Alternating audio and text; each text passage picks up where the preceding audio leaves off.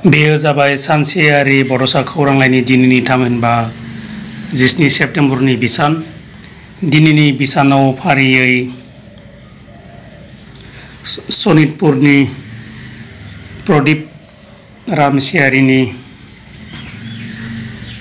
गोरबो गंसे आबुं,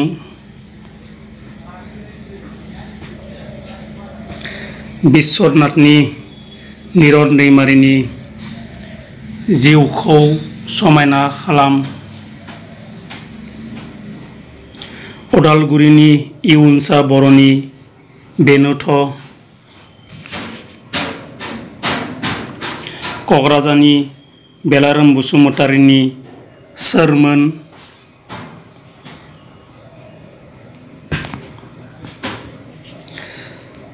धेमाजिनि पबित्र ब्रह्मनि जखायसे लिमारिक आरो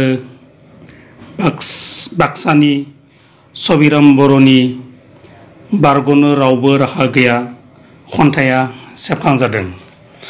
मिजिंथिबायदि सानसेयारि बड'सा खौरांलाइयाव अराय नोंथांनि बेसेन बरा लिरथिखौ दैथायहरबाय थागोन आरो सानसेयारि बड'सा खौरांलाइखौ अराय अनसायलांबाय थागोन। गोजोन्थों।